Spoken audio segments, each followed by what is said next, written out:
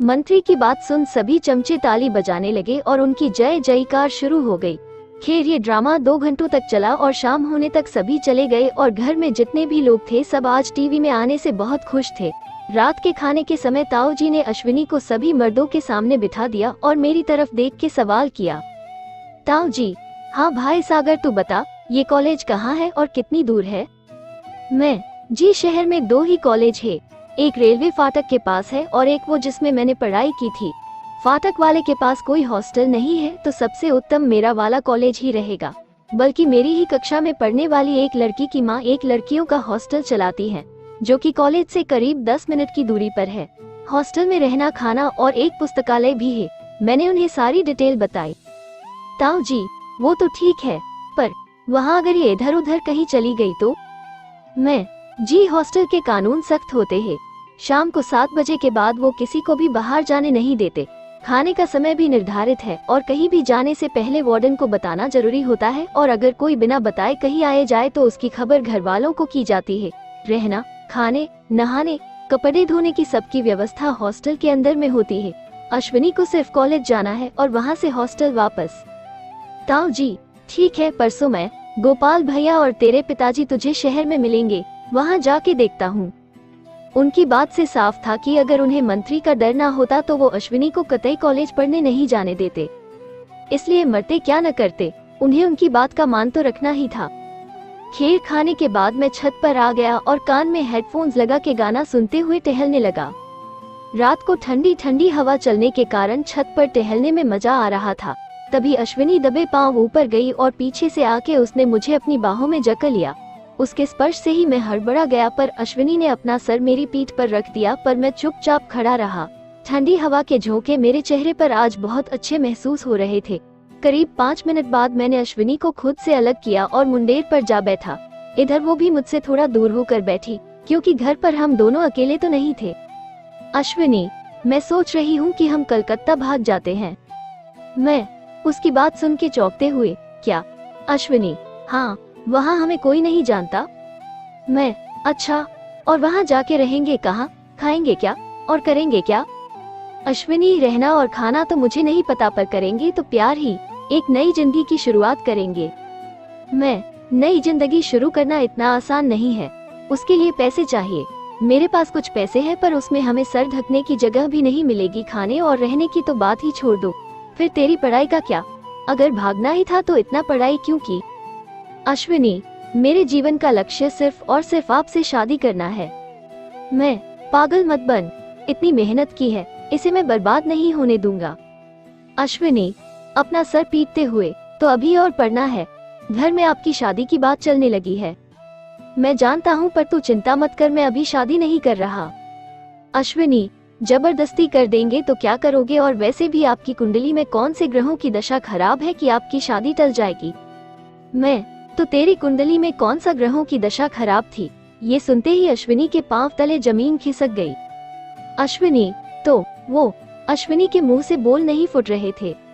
मैंने उस लालची पंडित को पैसे खिला के झूठ बुलवाया था। तेरे स्कूल और कॉलेज का टाइम कैलकुलेट करके ही मैंने उसे 5 साल बोला था। अश्विनी ये सुन के उठ खड़ी हुई और आके मेरे सीने से लगकर रोने लगी। अश्विनी, मैं गलत नहीं थी, आप मुझसे बहुत प्यार करते हो, बस कभी जताते नहीं हो। आपने मेरे लिए इतना सब कुछ किया, इसके आगे मैंने उसे कुछ कहने नहीं दिया और उसे खुद से अलग किया और घड़ी देखते हुए ऐसे जताया कि बहुत लेट हो गया है और मैं वहाँ से जाने लगा तो अश्विनी बोल पड़ी। अश्विनी, कहाँ जा रहे हो आप? आपने कहा था कि आप मुझे गिफ्ट दोगे। मैं, आशु, मैंने, अश्विनी, मेरी बात बीच में काटते हुए, घबराओ मत, मैं ऐसा कुछ नहीं मांगूंगी जो आपको देने में दिक्कत हो। ये तो बहुत आसान है आपके लिए। मैं, अच्छा, क्या चाहिए? अश्विनी, आपको याद है जब हम छोटे थे और रात को कभी अगर माँ मुझे डांट देती तो आप कैसे मुझे अपने सीने से लगा के सुलाते थे? आज भी वैसे ही सोने का मन है मेरा। मैं, मुस्कुराते हुए, तब हम छोटे थे और अब? अश्विनी, मेरी बात बीच में काटते हुए, सारी रात ना सही तो कुछ घंटों के लिए, प्लीज। आप तो जानते हो कि मुझे नींद जल्दी आ जाती है, फिर आप चले जाना, प्लीज प्लीज प्लीज प्लीज। उसकी बात सुन के मन नहीं हुआ कि उसका दिल तो, इसलिए मैंने हाँ में सर हिलाया और वो खुशी से उठ खड़ी हुई और भागती हुई अपने कमरे में भाग गई। करीब 10 मिनट बाद में आया तो पाया कि वो कुर्सी पर बैठी दरवाजे पर टकटकी बांधे मेरा इंतजार कर रही है। जैसे ही मैं अंदर आया वो दौड़ के दरवाजे के पास गई और चिटकनी लगाई, फिर मेरे पास आई और मेरे सीने से लग गई। उसकी सांसों की गर्माहट मुझे मेरे सीने पर महसूस हो रही थी। ये एहसास इतना ठंडा था कि मैं छिटक कर उससे अलग हो गया। मैं लेट गया पर मेरी नजरें छत पर टिकी थी कि तभी अश्विनी ने मेरे दाएं हाथ को खींच के अपनी तरफ करवट लेटने को मजबूर किया। फिर बाएं हाथ को सीधा किया और उसे अपना तकिया बनाया। जितनी भी सख्ती मेरे दिल में थी जो मुझे उसके करीब नहीं जाने देती थी, आज वो पिघलने लगी थी। मेरे मन में आज बहुत जोरों की उथल पुथल हो रही थी। दिमाग कह रहा था कि ये गलत है, तेरे साथ इस लड़की की भी जिंदगी तबाह हो जाएगी। पर दिल था कि वो बहकने लगा था और कह रहा था कि जो होगा वो देखा जाएगा। प्यार के लिए जान भी देनी पड़ी तो कोई गम नहीं। तभी दिमाग बोला कि आशु का क्या होगा, तेरे साथ तो वो भी मौत के घाट उतार दी जाएगी। इसी जद्दोजहद के चलते मन बेचैन होने लगा।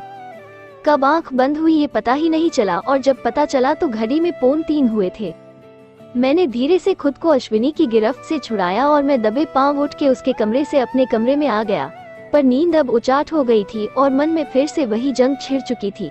मैं खुद को तो किस्मत के हवाले छोड़ सकता था पर आशु को नहीं। दिमाग और दिल दोनों ने ही एक मत बना लिया कि चाहे कुछ भी हो मैं आशु के प्यार को अपना लूं। मैंने दृढ़ निश्चय कर लिया था कि मैं कैसे न कैसे उसे भगा ले जाऊंगा। कब, कहां और कैसे, इस पर मुझे अब घोर विचार करना था। सुबह 5 बजे तक सोचते सोचते एक जबरदस्त प्लान बना के तैयार कर लिया था। ऐसा प्लान जिसमें बाल भर भी कोई गड़बड़ नहीं थी। हर एक बात का ध्यान रखा था मैंने और अपने इस प्लान पर मुझे फक्र था। मैं इस प्लान के बारे में सोच सोच के मुस्कुरा रहा था कि तभी अश्विनी मेरे दरवाजे को खोल के अंदर आई और मुझे इस तरह बैठ के मुस्कुराते हुए देखकर बोली, गुड मॉर्निंग। उसे देखते ही मैं उठ के खड़ा हो गया और उसे गले लगाने को अपनी बाहें खोल दी। वो भी बिना कुछ बोले आके मेरे सीने से लग गई। आई लव यू, मैंने आंखें मूंदे हुए कहा तो वो जैसे अपने कानों पर विश्वास कर ही नहीं पाई और मुझसे थोड़ा अलग हुई और मेरे मुख पर देखने लगी कि कहीं मैं उसके साथ मजाक तो नहीं कर रहा। पर उसे मेरी आंख में सच्चाई और उसके लिए वो प्यार नजर आया तो वो फिर से मेरे गले लग गई और बोली, आई लव यू टू। मैं जानती थी आप मेरा प्यार एक ना एक दिन कबूल कर लोगे। आज हम दोनों की खुशी का कोई ठिकाना नहीं था पर घर की बंदिश भी थी, इसलिए हम अलग हुए। पर हाथ अभी थामे हुए थे। फिर मैंने जब अश्विनी के चेहरे पर नजर डाली तो आज उसका चेहरा दमक रहा था। नीचे से भाभी की आवाज आई तो मैंने उसका हाथ छोड़ दिया और वो मुस्कुराते हुए नीचे जाने लगी। वो नीचे पहुंची ही थी कि मैंने अपने फोन पर गाना फुल आवाज में चला दिया और खुद भी उसी गाने के अल्फाज गाने लगा। जब ये गाना खत्म हुआ तो मैं अपने कपड़े लेकर नीचे आया। सभी के सभी आंगन में बैठे चाय पी रहे थे और मेरा गाना सुन रहे थे।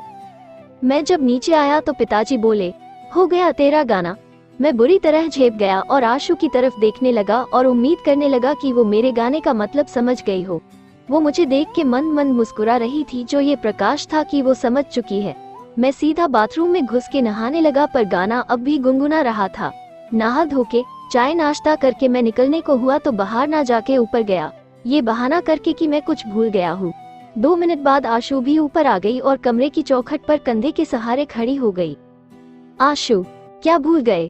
मैं वो कुछ तो भूल गया हूँ। आशु चल के आगे आई और मेरे दिल पर अपनी उंगली रखते हुए बोली, आशु ये तो नहीं। मैं, नहीं, ये तो तुम्हारे पास है। ये सुन के अश्विनी मुस्कुराने लगी और मेरे सीने से लग गई। आशु, तो अब कब भेंट होगी आपसे?